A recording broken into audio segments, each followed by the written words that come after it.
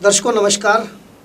अभी हमारे साथ रुद्र विक्रम जी हैं जो कई सामाजिक संस्थाओं के लिए काम कर रहे हैं और एक बहुत बड़ा कार्यक्रम 14 अप्रैल को रखने जा रहे हैं आरक्षण पर परिचर्चा। तो रुद्र विक्रम जी, आप बताएं, हमें हमारे दर्शकों को बताएं सबसे पहले अपना परिचय देते हुए कि किस संस्था से आप ये कर रहे हैं और क्या उद्देश्य है आपका इसका। देखिए, जैसा आपने बताया, मेरा पूरा नाम रुद्र विक्रम सिंह है। मैं यूपी के बनारस ज़िले से बिलोंग करता हूँ और मैं अपने बारे में अगर बताऊँ तो मैं पेशे से इंजीनियर हूँ। इंजीनियरिंग की डिग्री है मेरे पास। कुछ साल जॉब भी किया, उसके बाद इंडिया अगेंस्ट करप्शन से जुड़ा। उसके बाद फिर हम सामाजिक क्षेत्र में ही चले गए, सामाजिक क्षेत्र में ही कार्य करते रहे हैं।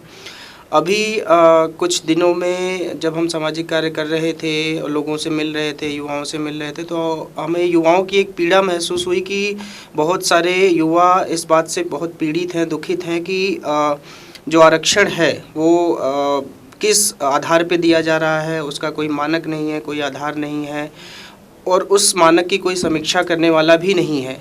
तो हमें लगा कि इस आरक्षण की समीक्षा वाकई में होनी चाहिए। जैसे कि बाबा साहब ने भी बोला था कि 10 साल बाद इस आरक्षण को हमें ख़त्म कर देना चाहिए। ख़त्म करने की बात तो दूर, 69 साल हो गए आज़ादी को और आरक्षण दिए हुए, लेकिन अभी तक कोई किसी पॉलिटिकल पार्टी की या किसी राजनेता की ये हिम्मत तक नहीं होती कि वो आरक्षण के बारे में बोले। तो इसी वजह से हमने आगामी 14 अप्रैल को गांधी शांति प्रतिष्ठान में एक संवाद का आयोजन किया है।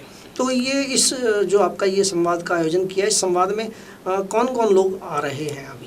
इस संवाद में हमने कोशिश करी है कि विभिन्न क्षेत्रों से हम लोगों को बुलाएं। जैसे सेना से हैं retired general Bakshi, political field से हैं श्री संजय जोशी जी, और मीडिया क्षेत्र से हैं प्रबल प्रताप जी और आकांक्षा पारे जो कि आउटलुक के एडिटर हैं, और धर्मगुरुओं को भी हमने जोड़ने की कोशिश करी है। वहाँ से राम महेश मिश्रा जी आ रहे हैं।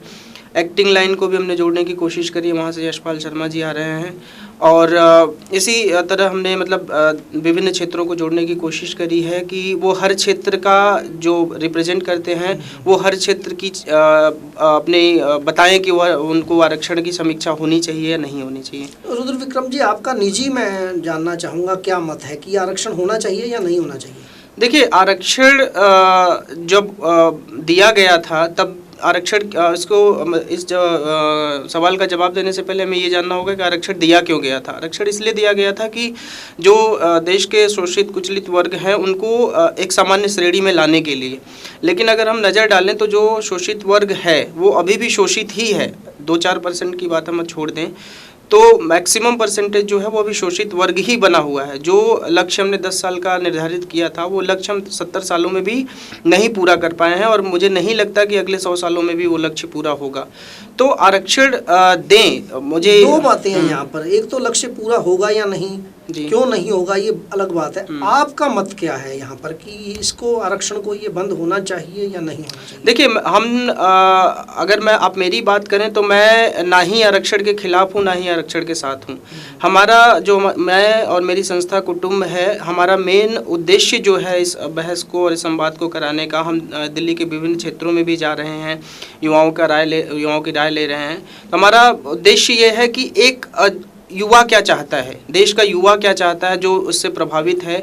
हमारा जो मुख्य उद्देश्य है वो यही है कि देश का युवा क्या चाहता है। वो चाहता है कि आरक्षण होना चाहिए या नहीं होना चाहिए, आरक्षण की समीक्षा हो या नहीं हो। समीक्षा हो मतलब कि जिनको आरक्षण मिल रहा है उसके दायरे और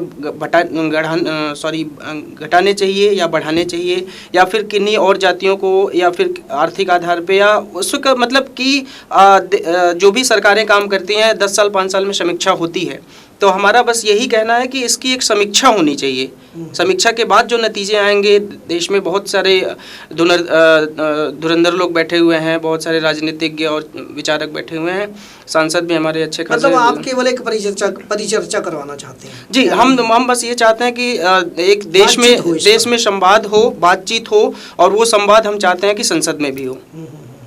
तो संसद में ये संवाद हो, इसके लिए आपने जैसा कि बोला हर 4-5 साल में ऐसी समीक्षा होती रहती है। तो अभी तक का अगर हम 67 सालों का इतिहास देखें तो इसमें परिचर्चा तो हुई होगी कई बारी, इस हिसाब से 12-13 बार समीक्षा हुई होगी। तो उस समीक्षा का क्या हल निकला? जैसा कि आपने पहले भी बोला कि अगले 100 सालों में भी ये निपटेगा या नहीं निपटेगा, इसका क्या कारण समझते हैं आप कि क्यों नहीं निपटेगा ये? देखिए, जहाँ तक मुझे पता है समीक्षा हुई होगी तो या हुई है तो आरक्षण को बढ़ाने के लिए समीक्षा हुई।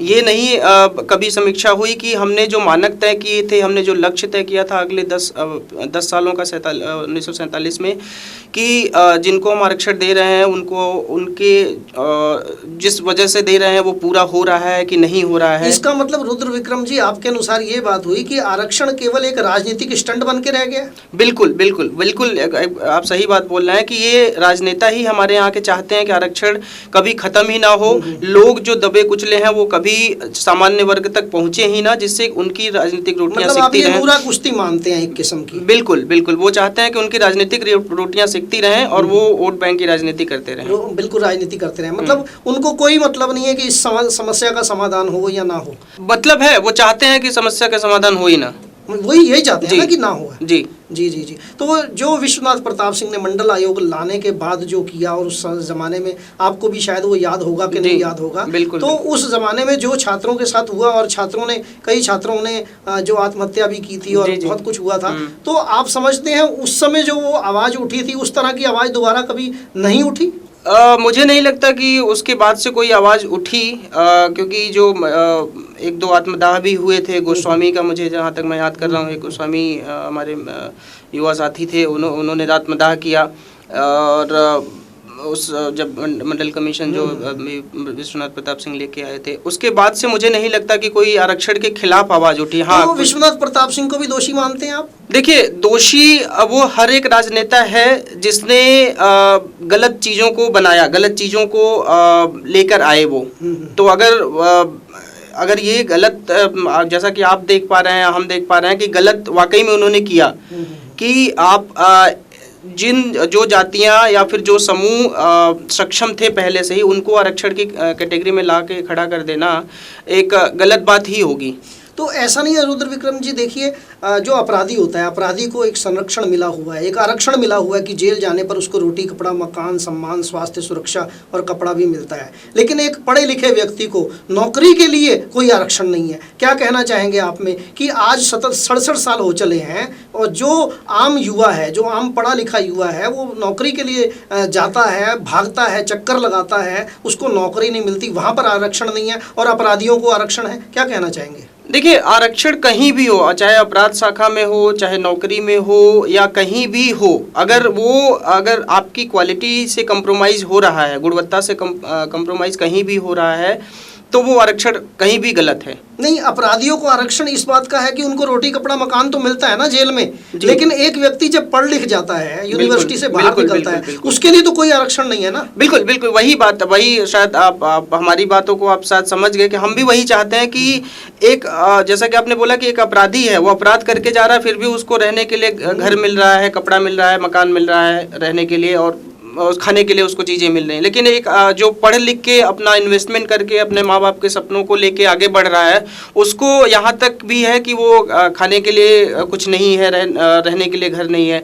तो बिल्कुल सही बात आप कह रहे हैं कि ये एक देश की त्रासदी है, कि बिल्कुल एकदम सही मुद्दा आपने उठाया कि एक देश की त्रासदी है। इस विषय पर हमारे जो देश के प्रधानमंत्री हैं, देश के जो राजनीतिक पार्टियां हैं, उनको अवश्य ही इस बारे में सोचना चाहिए कि भाई जितने भी पढ़े लिखे बच्चे हों उनको अपने आप ही नौकरी मिले, ताकि इस आरक्षण की जरूरत ही ना रहे। बिल्कुल बिल्कुल बिल्कुल, जो ये आप लोगों ने नूरा कुश्ती नकली आरक्षण आप लोगों ने ये नीति बना रखी है, इसकी जरूरत ही नहीं रहेगी अगर सभी को नौकरी करने के बाद पढ़ाई करने के बाद नौकरी मिल जाएगी। बिल्कुल सही बात कह रहे हैं आप। तो आप इस पर सहमत हैं? बिल्कुल सहमत हैं। तो जो आपका 14 तारीख वाला प्रोग्राम है, इस पर आपकी जो तैयारियां हैं, अभी जो आपने सभी लोगों के नाम भी लिए, आप ये करने जा रहे हैं, तो वहाँ पर इस मुद्दे को उठाएंगे क्या आप? जी बिल्कुल उठाएंगे। और हमने अपनी तरफ से एक मुद्दा और सोचा हुआ है कि आरक्षण अगर आप दे भी रहे हैं, जैसा कि आपने बोला, एक इसमें हमने और ऐड किया हुआ है, जैसा कि हमारी संस्था है कुटुंब, वो एक अनाथ बच्चों के लिए काम करती है, जो सड़क पे घूमते बच्चे हैं उनके लिए काम करती है। तो हम एक ये मुद्दा भी देंगे कि उनका क्या है, उनको कौन सा आरक्षण मिलता है। अगर आरक्षण मिलना चाहिए तो उनको मिलना चाहिए जो जिनके लिए ना ही कोई उनका रहनुमा है, ना उनको खाना देने के लिए कोई है, ना पानी देने के लिए है कोई, ना उनको कपड़ा पहनाने के लिए कोई है। तो आरक्षण अगर वाकई में मिलना चाहिए तो उनको भी मिलना चाहिए, एक जो वो तबका है जो अनाथ हाँ, अपराधियों को आप जेल दे देते हैं, कम से कम उनको भी जेल में डाल दो। कम से कम उनको ऐसी जगह दीजिए, कम से कम वो रह सकें। बेचारे सड़क पे पड़े रहते हैं, ना उनको कोई पूछने वाला है। हमारे बड़े बड़े एक्टर आते हैं, वो फुटपाथ पे चढ़ा के गाड़ी मार डालते हैं, उनको भी अदालतें कुछ नहीं कर पाती। तो कम से कम उनकी सुरक्षा तो होनी चाहिए, इस बात की तो सरकार को गारंटी लेनी चाहिए। मैं आपका बहुत बहुत धन्यवाद करता हूं कि आपने इस मुद्दे को उठाया, और इस तरह के मुद्दे आप उठाते रहें। परमपिता परमेश्वर आपको ऐसी शक्ति दे। आपका बहुत बहुत धन्यवाद। बहुत बहुत धन्यवाद।